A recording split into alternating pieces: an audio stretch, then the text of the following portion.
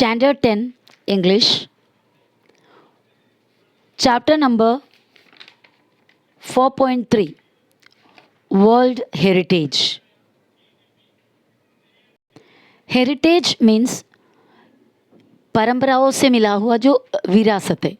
That means यहाँ पर एक देश का जनरेशन आफ्टर जनरेशन जो देश के लिए बहुत ही इम्पोर्टेंट ऐसा माने जाने वाला कुछ कैरेक्टर्स, जिसके अंदर कोई म्यूज़िक थिंग्स होगा या लिटरेचर होंगे, कोई पेंटिंग्स होगा, कोई मॉन्यूमेंट्स होंगे, कोई कोई बड़े बड़े बिल्डिंग्स होंगे. ऐसा एक देश को सालों से युगों से मिला हुआ, ट्रेडिशन में मिला हुआ जो कोई भी एसेट है उसे हम हेरिटेज कहते हैं. सो ये लेसन में वर्ल्ड हेरिटेज के बारे में हम स्टडी करने जा रहे हैं.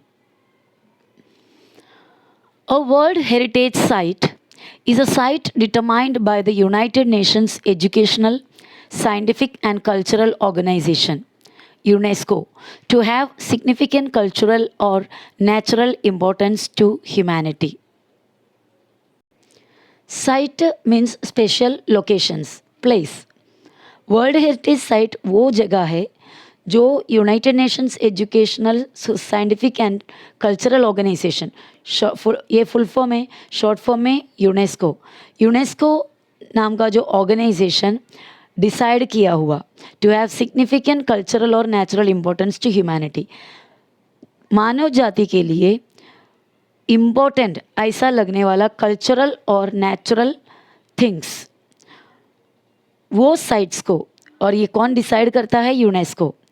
तो वो एरिया जो यूनेस्को ने डिसाइड किया कि yes this area is suitable for selected as a world heritage site because it has cultural importance to humanity और natural importance to humanity. As such sites are protected and maintained by International World Heritage Program, which is administered by the UNESCO World Heritage Committee. तो वैसे sites को protect करने के लिए और उसे maintain करने, मतलब सही सलामत बनाए रखने के लिए यूनेस्को का वर्ल्ड हेरिटेज कमेटी ने एक सेपरेट प्रोग्राम बनाया है, that is international world heritage programme. और इसका administration UNESCO world heritage committee करता है. और इस इंटरनेशनल वर्ल्ड हेरिटेज प्रोग्राम का जवाबदारी है ये सभी वर्ल्ड हेरिटेज साइट्स का प्रोटेक्शन करना और मेंटेनेंस भी करना. Because world heritage sites are places that are significant means very important culturally and naturally. They vary in type but include forests, lakes, monuments, buildings and cities. So world heritage sites वो जगह है which are significant, बहुत ही important है culturally and naturally. Culture means क्या होता है? Cultural, connected with art, music, literature, customs, रीति रिवाज, रिचुअल्स, बिलीव्स. कोई सेपरेट सेक्शन की, सोसाइटी के सेपरेट सेक्शन के लोगों का लाइफस्टाइल, ये सभी से रिलेटेड जो कुछ भी बात होती है उसे कल्चरल कहते हैं. तो कल्चरली ये वर्ल्ड हेरिटेज साइट्स बहुत ही इम्पोर्टेंट है एंड नेचुरली नेचर के लिए भी इम्पोर्टेंट है. So they vary in type. So world heritage sites अलग अलग तरीके के होते हैं. Vary means they are different in types but include उसमें मेनली क्या क्या आता है?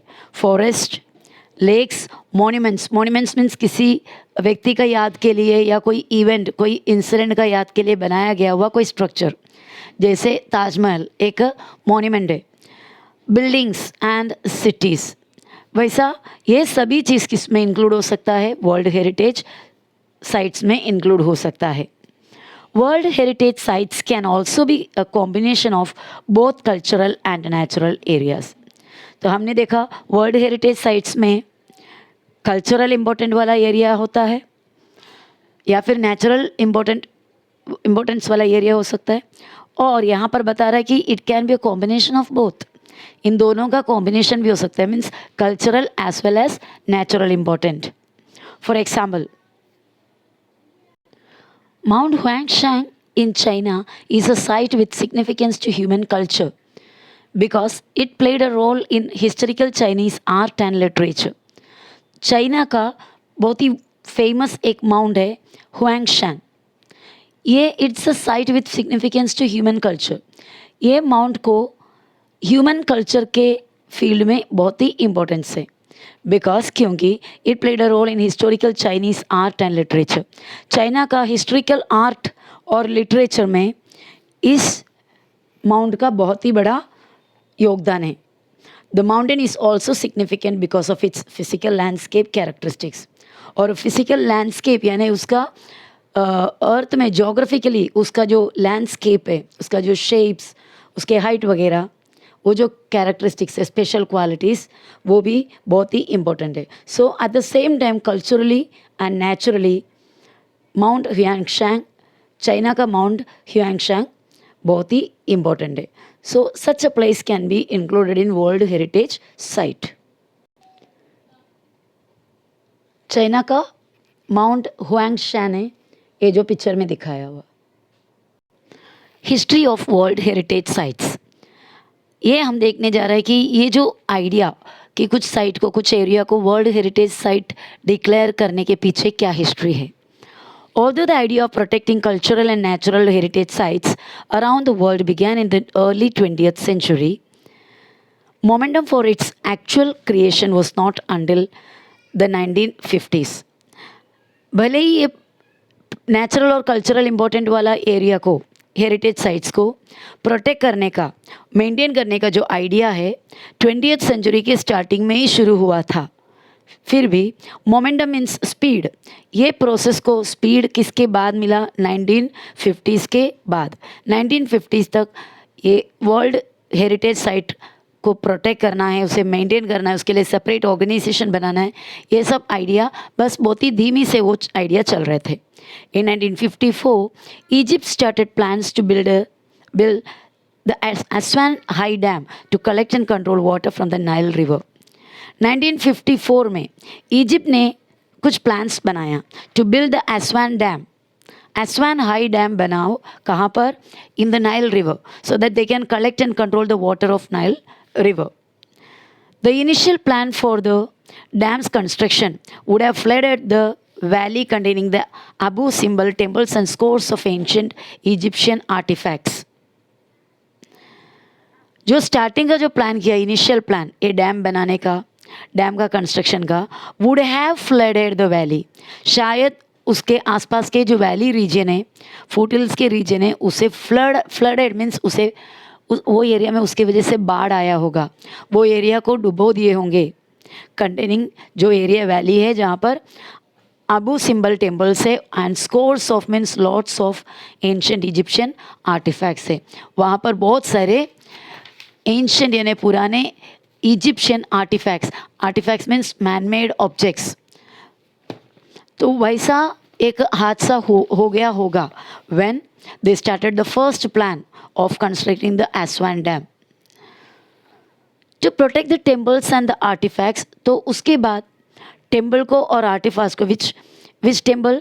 अबू सिंबल टेम्पल, वो टेम्पल्स को और आर्टिफैक्ट्स को बचाने के लिए, प्रोटेक्ट करने के लिए UNESCO launched an international campaign means अभियान। जैसा अभी हम सुन रहे हैं कि स्वच्छ भारत अभियान, कोई स्पेशल पर्पस को लेकर लगातार काम करना, वो पर्पस कंप्लीट करने तक, उसको क्या कहते हैं? Campaign.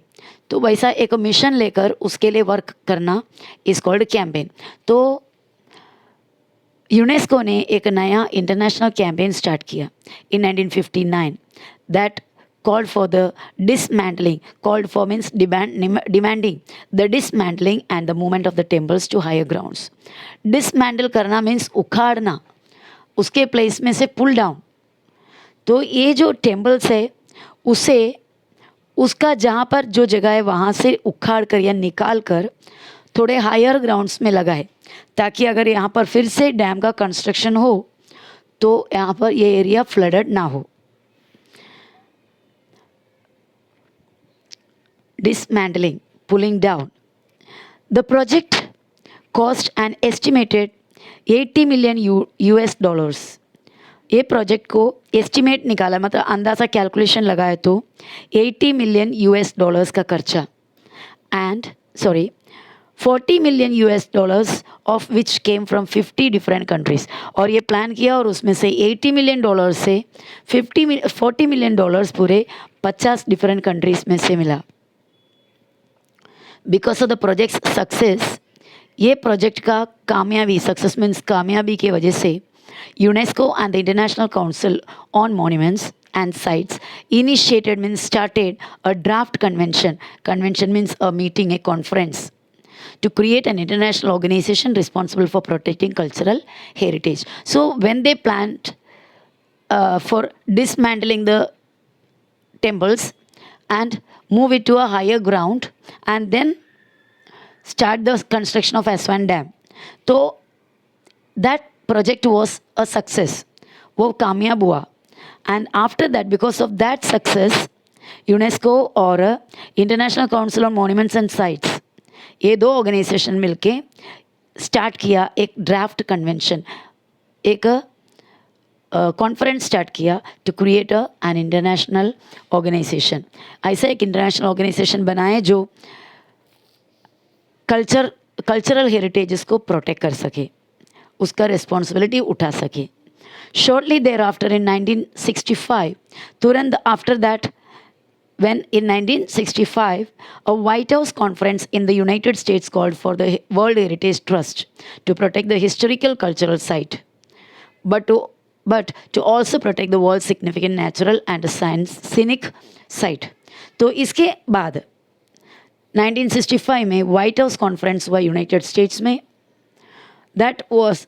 That requested for the World Heritage Trust to protect the historical culture. इससे पहले हमने देखा यूनेस्को और international council on monuments and sites ने कल्चरल हेरिटेज को प्रोटेक्ट करने का ऑर्गेनाइजेशन बनाने का कन्वेंशन किया. And again another conference for protecting historic and cultural sites, history cultural sites protect करने.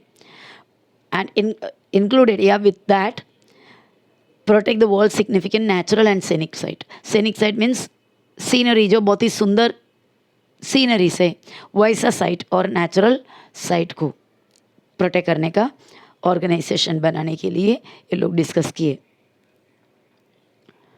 Finally in 1968, the International Union for Conservation of Nature developed similar goals and presented them at the United Nations Conference on Human Environment in Stockholm, Sweden in 1972.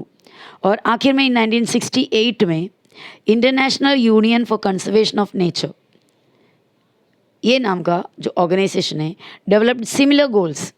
ये जो पहले हमने देखा कि cultural heritage को protect करने के लिए ऑर्गेनाइजेशन बनाना है, उसका प्लान चल रहा है, और हिस्टोरिक कल्चरल साइट को भी प्रोटेक्ट करना है, सेनिक साइट्स और नेचुरल साइट्स, ये सब डिस्कशंस हम देख रहे हैं. तो आखिर में 1968 में international union for conservation of nature, वो ऑर्गेनाइजेशन भी सिमिलर गोल का कुछ आइडियाज़ डेवलप किए and presented them, and they presented they idea at the United Nations conference on human environment. कहाँ पर? स्वीडन में. स्वीडन के स्टॉकहोम नाम का जगह में जब कॉन्फ्रेंस हुआ था तब. It was in 1972.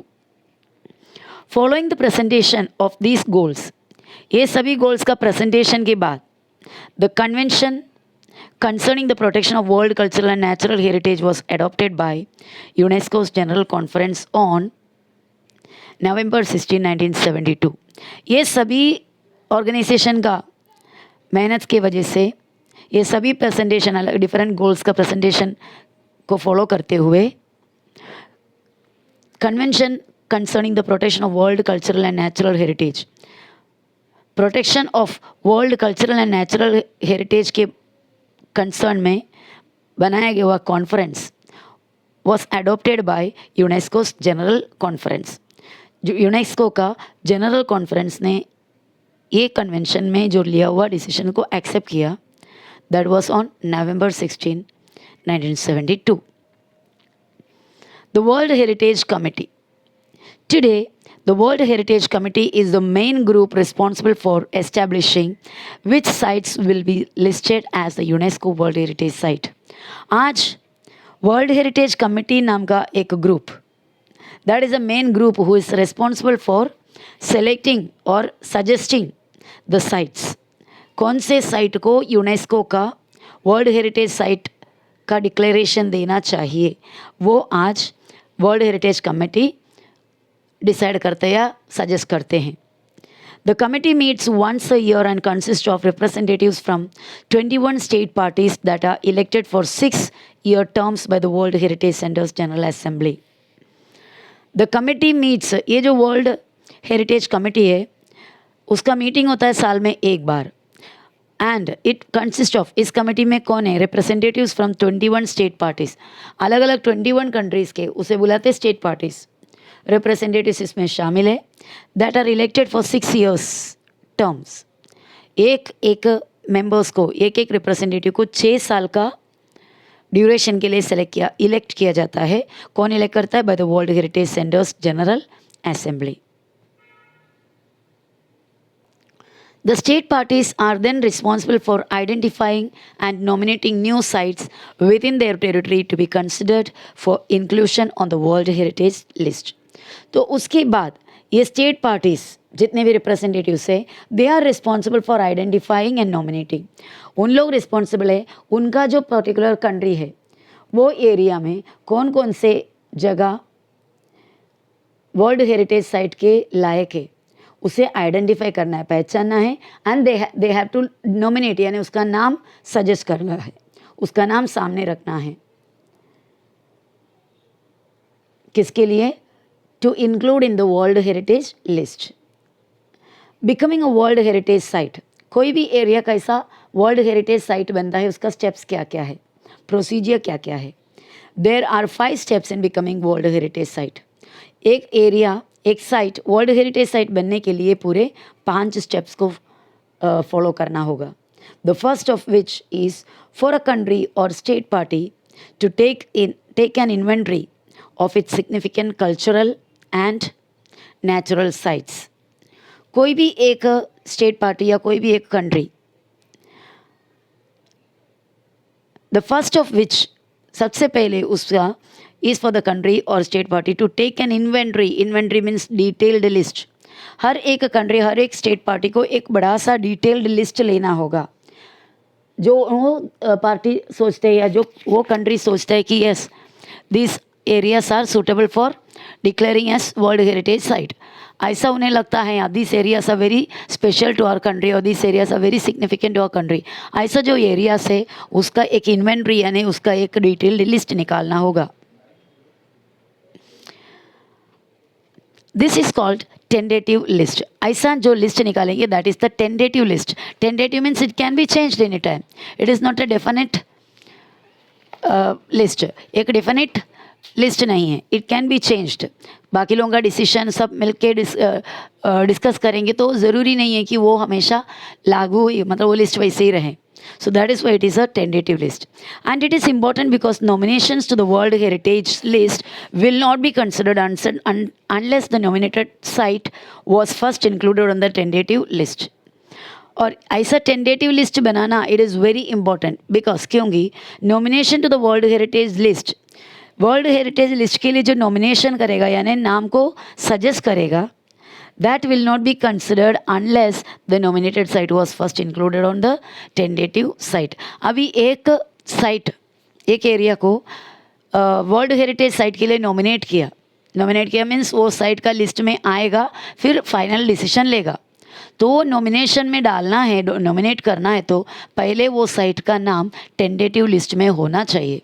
तो सबसे पहले टेंडेटिव लिस्ट में वो नाम डालते हैं, लिस्ट बनाते हैं, and then it can be suggested, it can be nominated in the list में नॉमिनेट कर सकते हैं. And then after discussion and all it may or may not be declared as the world heritage site.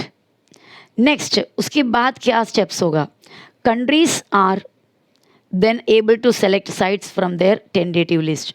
तो tentative list में से देश क्या करेंगे, कंट्रीज़ क्या करेंगे, वो साइट को सेलेक्ट करेंगे उसमें से जो ज़्यादा इम्पोर्टेंट लग रहा है नॉमिनेटिव लिस्ट में, नॉमिनेशन के फाइल में इंक्लूड कर सकते, to be included on the nomination file. The third step is review of the nomination file by 2 advisory bodies.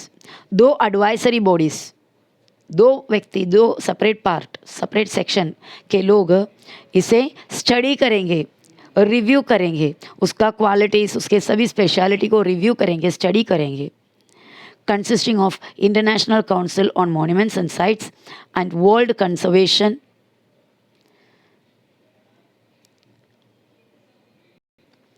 Union, who then make recommendations to the World Heritage Committee. तो nomination file में जो आया हुआ list को दो advisory bodies उसको study करेंगे, review करेंगे, और ये एडवाइजरी बॉडीज़ में होता है international council on monuments and sites and the world conservation union, who then make a recommendation. उन लोग फिर रिकमेंडेशन बनाएंगे to the world heritage committee. World heritage committee को इनके तरफ से रिकमेंडेशन जाएगा, this so and so list और so and so sites are eligible for declaring as declared to be world heritage site. उन लोगों का रिकमेंडेशन जाएगा. The world heritage committee meets once a year to review this recommendations. तो साल भर में मिला हुआ जो रिकमेंडेशन है international council on monuments and sites और वर्ल्ड कंजर्वेशन यूनियन की तरफ से मिला हुआ रिकमेंडेशन को स्टडी करने के लिए, रिव्यू करने के लिए वर्ल्ड हेरिटेज कमेटी साल में एक बार मीटिंग करते हैं एंड डिसाइड्स, और डिसाइड करते हैं कि which sites will be added to the world heritage list. World heritage list में कौन से और नया साइट को ऐड करना है. The final step in becoming a World Heritage Site is determining whether or not a nominated site meets at least one of the 10 selection criteria. और ये रिकमेंडेशन वगैरह सब हो गया. And the last final step, एक world heritage site declare करने से पहले, करने से जस्ट पहले last step, determining means deciding whether or not a nominated site, नॉमिनेट किया गया हुआ site meets at least one of the 10 selection criteria. Selection criteria होता है यानी कौन से बेसिस पे सिलेक्शन होता है, क्या क्या बेसिस पे. जैसे हम बोलते हैं ना, क्लास के स्टूडेंट्स को क्लासीफाई करना है according the criteria of percentage, percentage के हिसाब से, मार्क्स का परसेंटेज के हिसाब से, that is the criteria on which according to which they are classified. तो उसे क्राइटेरिया कहते हैं. प्लांट्स को क्राइटेरिया करना यानी flowering plant and non flowering plants, ये फ्लावरिंग के क्राइटेरिया के बेस पे प्लांट्स को क्लासीफाई करना. इसी तरह there are 10 selection criteria. World heritage site बनने के लिए या उसमें ऐडअप करने के लिए कुछ क्राइटेरिया है, कुछ चीज़ों का बेसिस पे ही उस पर ऐड कर सकता है. तो out of those 10 criteria any of the criteria या any of this quality meet होता है या नहीं, वो चेक करेंगे. If the site meets this criteria, अगर वो जगह, वो साइट इन सभी क्राइटेरिया के हिसाब से मतलब उस पर खरा उतर रहा है, then it can be inscribed on the world heritage list. तो उसको वर्ल्ड हेरिटेज लिस्ट में उस साइट का नाम इंस्क्राइब करेगा. इंस्क्राइब करेगा मतलब प्रिंट आउट, प्रिंट निकालेगा उस पर, मतलब उस साइट का नाम वर्ल्ड हेरिटेज साइट में प्रिंट करेगा. Once a site goes through this process, एक बार एक साइट ये पूरे प्रोसीजर से, ये पूरे प्रोसेस से गुजरेंगे एंड इज चोसन, और उसको सेलेक्ट किया जाएगा, चोज किया जाएगा. It remains the property of the country on whose territory it sits. वो एरिया या वो साइट फिर उस देश का प्रॉपर्टी बन जाता है जो देश में वो स्थित है. But it also become considered with in the international community. वो देश का तो ज़रूर वो प्रॉपर्टी है ही, साथ साथ में वो इंटरनेशनल प्रॉपर्टी भी बन जाता है, यानी पूरे वर्ल्ड का कम्युनिटी का हिस्सा बन जाता है, वर्ल्ड हेरिटेज बन जाता है, वर्ल्ड प्रॉपर्टी बन जाता है. दैट मीन्स इसका रिस्पॉन्सिबिलिटी, उस साइट का रिस्पॉन्सिबिलिटी सिर्फ उसका देश के लिए नहीं, वो जहाँ पर है वो देश का हाथ में ही नहीं, जब बल्कि पूरे वर्ल्ड में उसका वर्ल्ड का रिस्पॉन्सिबिलिटी है, मतलब उस साइट का रिस्पॉन्सिबिलिटी पूरा वर्ल्ड उठाते हैं. Types of world heritage sites. As of 2009 there are 890 world heritage sites that are located in 148 countries. पूरे 2009 के हिसाब से 890 वर्ल्ड हेरिटेज साइट्स पूरे 148 कंट्रीज में है.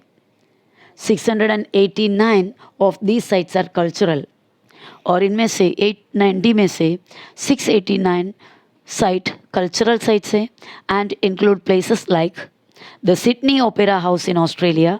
कुछ जगह बता रहा है जो कल्चरल साइट में आता है। ये 689 में से उनमें से एक है Sydney opera house in Australia, Australia का Sydney opera house. And the historic centre of Vienna in Austria, Austria का हिस्टोरिक सेंटर वियना में। 176 are natural and feature such locations as the US Yellowstone and Grand Canyon National Parks.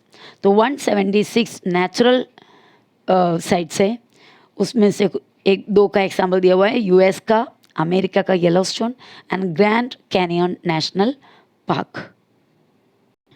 25 of the World Heritage Sites are considered mixed और mixed one है, that means natural as well as cultural. ऐसा 25 world heritage sites है। Peru's Machu Picchu is one of this, उनमें से एक example दे रहा है मिक्स टाइप का, पेरू में Machu Picchu. Italy has the highest number of world heritage sites with 44। Italy में सबसे ज़्यादा वर्ल्ड हेरिटेज साइट्स है, they have 44 world heritage sites. India has 36, out of which 28 cultural sites and 7 natural and 1 mixed world heritage sites. Sorry. The World Heritage Committee has divided the world's countries into 5 geographic zones. World heritage committee ने पूरे world के countries को 5 अलग अलग तरीके के geographic zone में divide किया हुआ है, which include first one Africa, Arab states, Asia Pacific including Asia Pacific zone में है Australia and Oceania, Europe and north America, Latin America and Caribbean. ऐसा 5 डिफरेंट पार्ट्स किया हुआ है कंट्रीज़ को वर्ल्ड हेरिटेज कमेटी ने। World heritage sites in danger, ये जो वर्ल्ड हेरिटेज साइट है वो खतरे में है। Like many natural and historic cultural sites around the world, many world heritage sites are in danger of being destroyed or lost due to war, poaching, natural disasters like earthquakes, uncontrolled urbanization, heavy tourist traffic, and environmental factors like air pollution and acid rain. Like many natural and historical sites, cultural sites around the world, पूरे दुनिया भर में बहुत सारे natural cultural sites जो है उसके जैसा, मतलब वो कैसा डेंजर में है, उसी तरह वर्ल्ड हेरिटेज साइट्स भी आज के तारीख में डेंजर में है, because they are being destroyed. वो एरिया को ख़राब किया जा रहा है, डिस्ट्रॉय, नाश किया जा रहा है, और लॉस्ट ड्यू टू वॉर, नहीं तो कभी वॉर के वजह से या पोचिंग यानी हंटिंग के वजह से। नेचुरल डिजास्टर्स होता है जैसे earthquake, uncontrolled urbanization means expanding the city area. Normal जो सादा विलेज एरिया है, जो नेचुरल एरिया है, उसको सबको झाड़ वगैरह काट के उसको अर्बनाइजेशन कर देते हैं, सिटी बना देते हैं, सिटी का एरिया को बढ़ा देते हैं। ये सभी रीज़न की वजह से बहुत सारे वर्ल्ड हेरिटेज साइट्स आज के तारीख में डेंजर में हैं। और उसके अलावा और हेवी टूरिस्ट ट्रैफिक होता है, ज़्यादा टूरिस्ट लोगों का आना जाना उनके एक एक एक्टिविटी से साइट्स में जाकर, और एनवायरमेंटल फैक्टर्स जैसे एयर पोल्यूशन, एसिड रेन, ये सभी की वजह से, एसिड रेन की वजह से आपने सुना होगा ताजमहल का जो बनावट है या जो मार्बल है उसका क्वालिटी कम होते जा रहा है, ताजमहल ख़राब होते जा रहा है। तो वैसा वर्ल्ड हेरिटेज साइट्स काफ़ी आज डेंजर का सामना कर रहा है। World heritage sites that are in danger are inscribed on a separate list of World Heritage Sites in danger.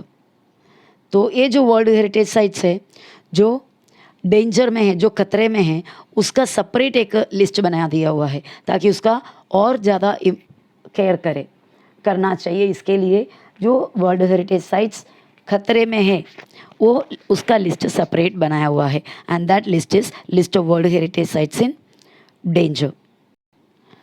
World Heritage Sites that are in danger are inscribed on a separate list of World Heritage Sites in danger, which allows the World Heritage Committee to allocate resources.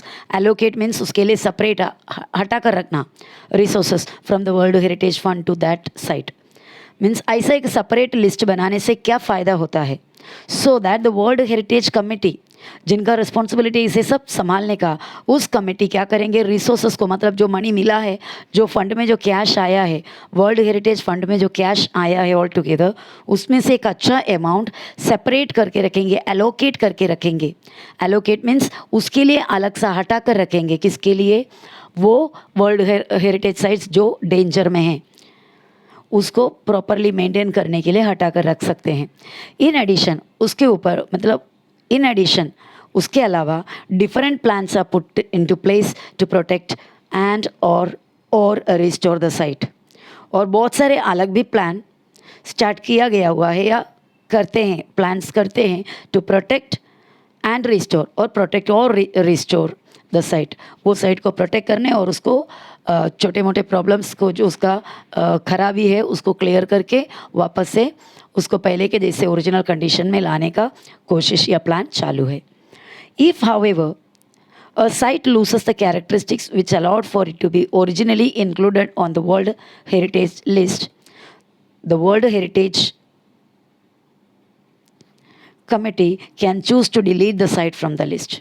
ये देखो, ये बहुत ही एक दुख की बात है कि अगर suppose if however a site loses the characteristics, एक वर्ल्ड हेरिटेज साइट को अपना कैरेक्टरिस्टिक्स यानी उसके जो special quality which allowed for it to be originally included on the world heritage list, जो क्वालिटी की वजह से उसे वर्ल्ड हेरिटेज लिस्ट में इंक्लूड किया गया था, वो क्वालिटीज़ उसका अगर नष्ट हो गया,